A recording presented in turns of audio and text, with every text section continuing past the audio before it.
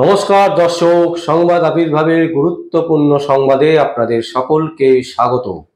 আমরা প্রত্যেক দিনের মতন আজকেও একটি বিশেষ এবং গুরুত্বপূর্ণ সংবাদ আপনাদের সামনে তুলে ধরব। আন্দোলন কিন্তু চলছে, আন্দোলন অব্যাহত, আন্দোলনের কোনো বিরাম নেই। পশ্চিমবঙ্গ আগে কখনো এই ধরনের আন্দোলন দেখেছে কিনা আমাদের কিন্তু যথেষ্ট সন্দেহ আছে।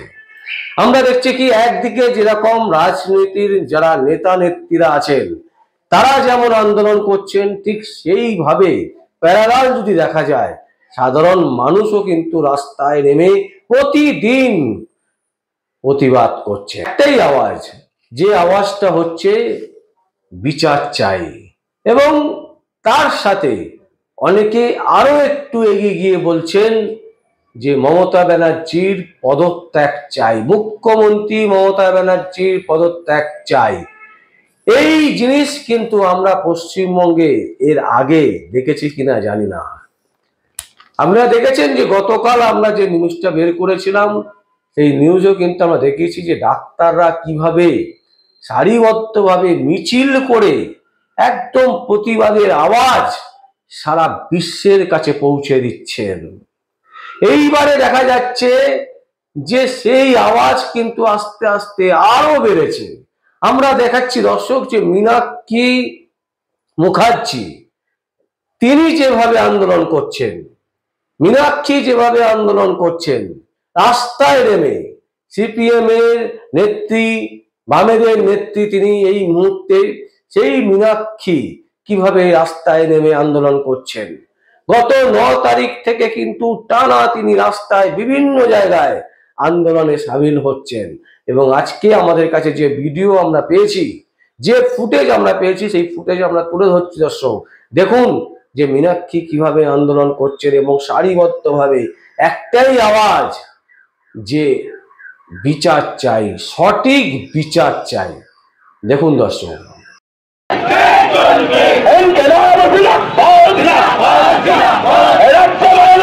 নির্যাতনের বিরুদ্ধে বিচারের দাবিতে মিছিল চলছে, চলবে।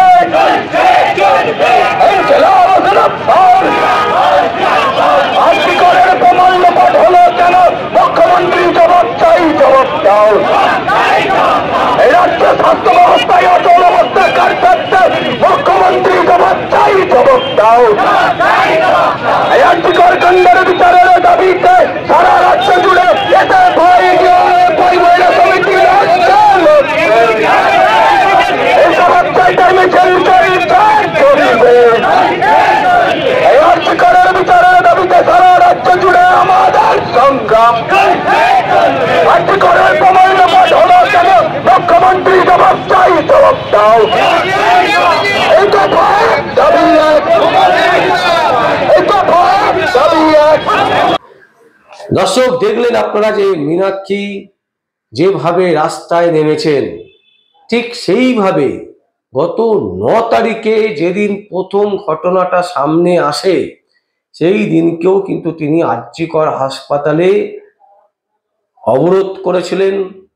হাসপাতালে যারা পুলিশরা ছিল তাদেরকে তিনি বলেছিলেন যে কেন আপনি বাড়ির লোকেদেরকে না দেখিয়ে বডি নিয়ে চলে যাচ্ছেন।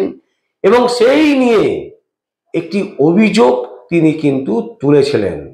অভিযোগটা হচ্ছে কি, যে মীনাক্ষীকে রীতিমতো ধস্তাধস্তি করেছে, তার গায়ে হাত দেওয়া হয়েছে, তাকে এরপর উল্টো পাল্টা ভাষায় আক্রমণ করা হয়েছে।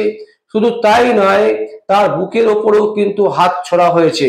এবং ছেলে পুলিশরা, পুরুষ পুলিশ, তারা কিন্তু এই আক্রমণ করেছেন, কোনো মহিলা পুলিশ সেখানে ছিল না। এই অভিযোগ কিন্তু মীনাক্ষী তিনি কিন্তু করেছিলেন।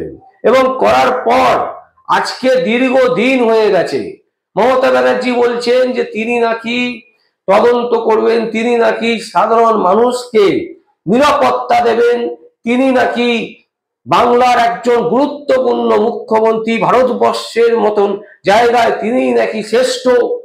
অথচ এখনো পর্যন্ত মীনাক্ষী যে অভিযোগ করেছেন সেই অভিযোগকে কেন্দ্র করে কোনো পদক্ষেপ নিয়েছেন কিনা আমরা অন্তত জানি না। কেন? কেন নেয়নি এখনো পর্যন্ত মুখ্যমন্ত্রীর দপ্তর থেকে কোনো পদক্ষেপ? এই প্রশ্ন যেরকম থাকছে, তার সাথে সাথে আমরা আজকে যে সংবাদটা পেলাম সেটা কিন্তু আরো গুরুত্বপূর্ণ। সেটা হচ্ছে কি, মমতা ব্যানার্জি সম্প্রতি তাদের তৃণমূল কংগ্রেসের যে ছাত্র পরিষদ, সেই ছাত্র পরিষদের মিটিংয়ে তিনি রীতিমতো ডাক্তারদেরকে হুমকি দিয়েছিলেন। ডাক্তারদেরকে, জুনিয়র ডাক্তারদেরকে তিনি হুমকি দিয়েছিলেন, বলেছিলেন যে আমি যদি আপনাদের এগেনস্টে এফআইআর করি, আমি যদি আপনাদের এগেনস্টে কোনো স্টেপ নিই, তাহলে পাসপোর্ট পাবেন না, কেরিয়ার নষ্ট হয়ে যাবে। এই ধরনের বক্তব্য, এই ধরনের হুমকি মাননীয়া মমতা ব্যানার্জি তিনি কিন্তু দিয়েছিলেন। এবং তারই পরিপ্রেক্ষিতে আজকে ডাক্তারদের মহল থেকে একেবারে জোরালো প্রতিবাদ চলে এলো। প্রতিবাদ কি? আন্দোলনকারীদের বিরুদ্ধে কোনো পদক্ষেপ হলেই গণ ইস্তফা। সরকারকে হুঁশিয়ারি চিকিৎসকদের। বলছে আরজিকর মেডিকেলে নিহত মহিলা চিকিৎসকের সুবিচারের দাবিতে আন্দোলনরত জুনিয়র ডাক্তারদের বিরুদ্ধে আইনি পদক্ষেপের পথ খোলা রয়েছে বলে মুখ্যমন্ত্রী যে হুমকি করেছিলেন, তার কড়া প্রতিক্রিয়া দিলেন চিকিৎসক মহল। চিকিৎসকের সংগঠনের নেতা সুবর্ণ গোস্বামী তিনি এবং সিনিয়র ডাক্তাররা একেবারে পরিষ্কার মুখ্যমন্ত্রীকে বার্তা দিয়েছেন যে আপনি যদি কোনো রকম পদক্ষেপ করেন কোনো জুনিয়র ডাক্তারের বিরুদ্ধে, তাহলে কিন্তু আমরা গণ ইস্তফাতে যাব। মানে ডাক্তার মহল কিন্তু গণ ইস্তফা দেবেন। বিপর্যয় এমন একটা জায়গায় পৌঁছবে মুখ্যমন্ত্রী ভাবতেই পারছে না। মুখ্যমন্ত্রী স্বপ্নেতেও ভাবতে পারবে না যে ডাক্তাররা কিন্তু কিভাবে একজোট হয়ে গেছেন। মুখ্যমন্ত্রী নিজেকে খুব চালাক মনে করেন, ভীষণ চালাক মনে করেন, কিন্তু ডাক্তাররা তারা তাদের নিরাপত্তার তাগিদে তারা কিন্তু আজকে রাস্তায় নেমেছেন। এবং এই রাস্তায় নেমেছেন একটা দুটো ডাক্তার নয়, পুরো ডাক্তার সমাজ তারা কিন্তু একত্রিত হয়ে গেছেন। তারা কিন্তু জোরালো প্রতিবাদ করছেন যে মুখ্যমন্ত্রী মমতা ব্যানার্জি এফআইআর এর যে হুমকি দিয়েছিলেন ডাক্তারদের বিরুদ্ধে, জুনিয়র ডাক্তারদের বিরুদ্ধে, এবং তিনি যে ভাষায় আক্রমণ করেছেন, সেই আক্রমণের বিরুদ্ধে তীব্র প্রতিবাদ করছেন আজকে ডাক্তার মহল। তাদের একটাই আওয়াজ যে কোন জুনিয়র ডাক্তারের গায়ে যদি এতটুকু টাচ পড়ে, এতটুকু ছোঁয়া লাগে, তাহলে কিন্তু ডাক্তার মহল গণ ইস্তফা দেবেন। তাহলে কিন্তু রাজ্যে যে কি অরাজকতা তৈরি হবে চিকিৎসার ব্যাপারে, সেটা মুখ্যমন্ত্রী নিশ্চয়ই বুঝতে পারছেন। এবং এই বক্তব্যের সাথে সাথে মুখ্যমন্ত্রী যে আরো বড় চাপে পড়ল, এটা কিন্তু একদম পরিষ্কার। আসলে মুখ্যমন্ত্রী প্রতিটা ঘটনাতে, ছোট ঘটনা বাচ্চারা করেছে এটা তেমন কিছু নয়, কাস্টমারের সাথে রেও ব্যবসায় তর্কতর্কিতে হয়েছে, এই যে ধরনের বক্তব্য সাধারণ মানুষ শুনে শুনে বুঝতে পেরেছেন যে এই পার্টিকুলার ভদ্রমহিলা সভ্য সমাজের নয়। এবং তিনি কখনোই চাইবেন না যারা ধর্ষণ করেছে তাদের শাস্তি হোক। তাই এইবারে একেবারে চারিদিক থেকে সারাশি চাপে পড়েছেন মুখ্যমন্ত্রী মমতা ব্যানার্জি। মুখ্যমন্ত্রী মমতা ব্যানার্জি কল্পনাই করতে পারেননি। তিনি ভেবেছিলেন 1000 টাকা 2000 টাকা করে যে দান খয়রাতি দেন মহিলাদেরকে, সেই যে লক্ষ্মীর ভান্ডার, সেই লক্ষ্মীর ভান্ডারে তিনি জিতে গেছেন।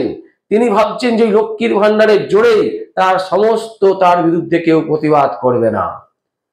কিন্তু মানুষ দেখিয়ে দিল যে লক্ষ্মীর ভান্ডার বড় বিষয় নয়, বড় বিষয় হচ্ছে তার বাড়ির মেয়ে, তার বাড়ির মহিলার নিরাপত্তা। সেই নিরাপত্তা দিতে অপারগ হচ্ছে মুখ্যমন্ত্রী মমতা ব্যানার্জি। সুতরাং তাকে এই রাজ্যের কোনো প্রয়োজন নেই, তিনি বিদায় নিন। এই হচ্ছে মূল শব্দ, এই হচ্ছে মূল বাণী। এবং ডাক্তাররা আজকে যেভাবে প্রতিবাদ করেছেন, যে প্রতিক্রিয়া দিয়েছেন মমতা ব্যানার্জির বিরুদ্ধে, তাতে কিন্তু বাংলার সাধারণ মানুষ ভীষণভাবে উৎসাহিত হয়েছেন এবং এই সংবাদ জানার সাথে সাথে বারুদের মতো বিস্ফোরক হয়েছে যে একদম ডাক্তাররা যা কথা বলছেন একদম ঠিক বলছেন। একজন মহিলা ডাক্তারের নিরাপত্তা যে সরকার দিতে পারে না, সেই সরকারের মুখ্যমন্ত্রীর বড় বড় ভাষণ, নাটক, এসব আর সহ্য করবে না বাংলার মানুষ। এই কথাই কিন্তু আজকে স্পষ্ট বার্তা দিল চিকিৎসক মহল। এবং আমরা রাস্তায় নেমে যেভাবে দেখছি, গতকাল দেখলাম অধীর রঞ্জন চৌধুরী, বিজেপির প্রতিটা নেতা নেত্রীরা তারা যেমন রাস্তায় নেমেছেন মীনাক্ষী মুখার্জিরা, সিপিআইএম, বামেরা, কেউ কিন্তু পিছিয়ে নেই। যার যেখানে সামর্থ্য আছে, যার যেখানে যেভাবে তাদের প্রতিবাদ করার যে ভাষা, সেই ভাষা নিয়েই কিন্তু তারা প্রতিবাদ করছেন।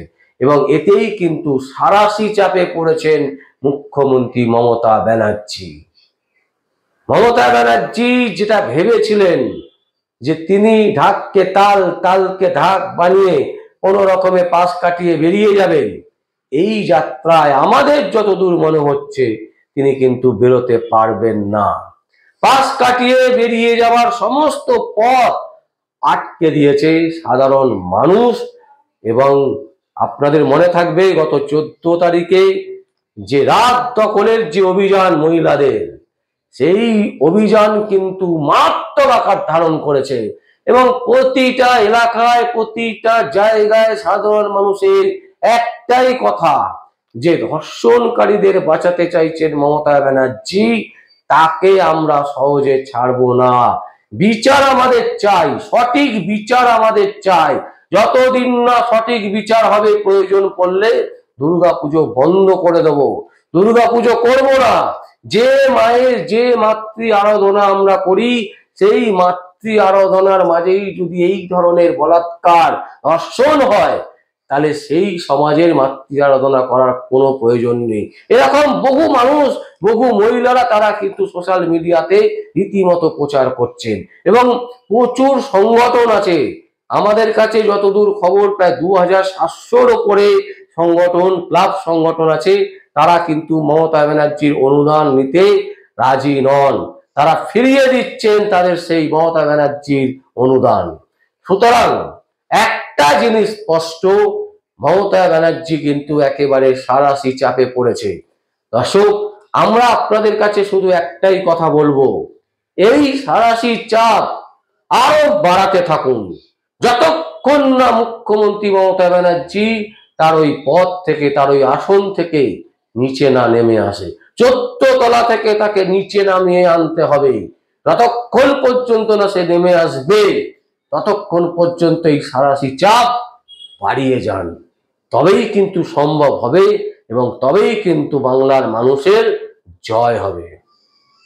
দর্শক, আমাদের আর কিছু বলার নেই, আমরা আপনাদের সামনে সংবাদ তুলে ধরলাম। যদি আপনাদের কোনো বক্তব্য থাকে, কোনো কমেন্ট থাকে, অবশ্যই আপনারা কমেন্ট বক্সে কমেন্ট করবেন। আর দেখতে থাকুন পরবর্তী সংবাদ, সংবাদ আবির্ভাবে। আমার নাম বিশ্বজিৎ পাল, সংবাদ আবির্ভাবের জন্য।